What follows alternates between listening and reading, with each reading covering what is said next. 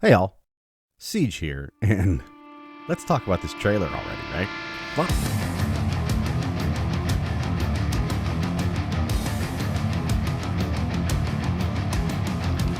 So look here, after watching the Deviri paradox and having some time to actually think about what I saw, I wanted to give my take on, first, what we're seeing, and more importantly, what I think it means moving forward in Warframe.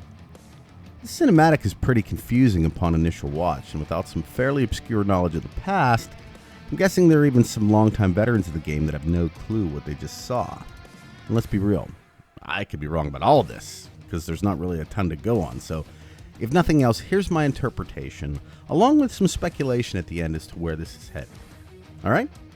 Let's dig into it. From this trailer alone, it looks as though you're going to have to engage at least once in Railjack, or Empyrean as it's known now, given how we see things begin, unless this little section was added specifically for and only for TennoCon. Anyway, from there we're transported to what invariably amounts to the area where the original Zariman 10-0 crash landed. That's the Orokin ship with the more vibrant coloring in the background. It's interesting to note that this Tenno is wearing what appears to be an operator mask from the plains of Eidolon, and is also surprised when his Tenno powers don't function when being attacked by something that looks like a Dax Prime soldier atop an Orokin-themed mount. I think that might be significant, so keep it in mind for later. The Tenno is then knocked over, and when the mask comes off, we are presented with what looks to be an older version of a Tenno, maybe in his mid to late 30s, powerless to stop the oncoming attack. And then what I assume the paradox to be, a younger Tenno appears with the identical facial markings as the older one, most likely confirming they are in fact the same person. This Tenno plants a brand new Tigris in the ground, to where his older counterpart pulls an old and weathered Tigris out of that same spot, in order to unseat the oncoming Ayatan sculpture warrior about to attack. After this, we see the Tenno seated on the mount, and headed towards the downed Zariman 10-0. Confused? Wouldn't be surprised if you were, but let me at least have a stab at what I think is going on here. First, let's consider that there are only two subjects in the entire trailer that are given significant color, that being the younger Tenno and the Zariman itself, which appears to be on an island all by itself without a proper way of getting to it. This to me is an indicator that these two things now exist outside of time and space, which would be consistent with how the Tenno behave now. I mean, they're completely ethereal at this point, as thin as air and yet as powerful as a god. So them having the ability to also not obey the laws of time would kind of fall in line with that concept. Now, are you ready for my first piece of wild speculation? I believe this is the Tenno's former body. We know that all the Tenno were once children with real human bodies, and one has to consider, what happened to their matter? I was told that matter can neither be created nor destroyed. And obviously this is a different universe, mind you, but I still have to ask, what happened to the Tenno's original body? Was it just changed? Or was it maybe left behind? You ask me, Tenno are the epitome of what I would consider the soul to be. Is it possible the Void latched its power onto a piece of the Tenno's soul, and straight up Horcrux style split these Void gods from their carbon-based counterparts? You know, the part that still appears to be quite vulnerable to both the aging process and death, I'm assuming. Given the color differences, one could even speculate that the character started aging once they left the ship, and maybe now they can't find a way back to it.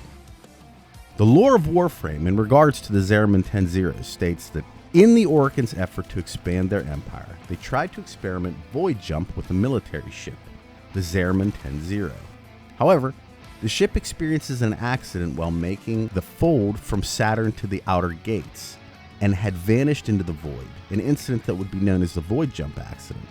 As the ship traveled in the void, the adults became mind-warped and had gone feral, although the children were spared from such a fate and instead received mysterious powers from the void.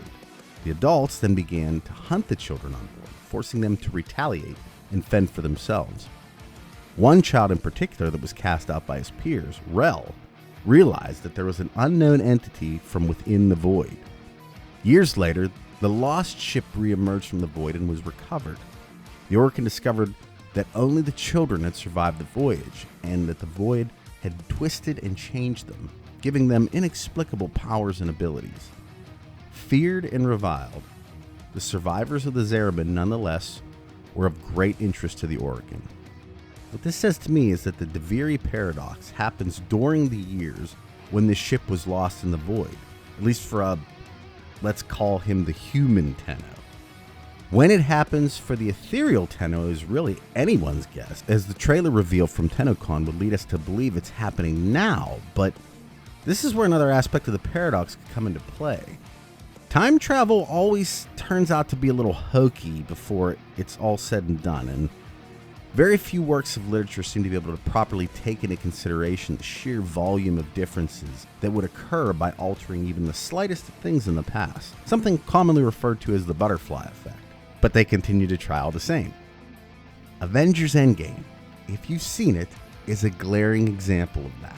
I'm not going to get into too many spoilers, but just for a second, consider a world that has adjusted to life 5 years after reducing its population by 3.5 billion people.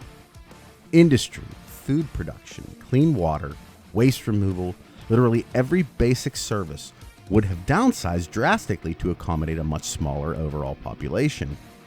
People would have married new people, had children with them, switched jobs, etc., etc.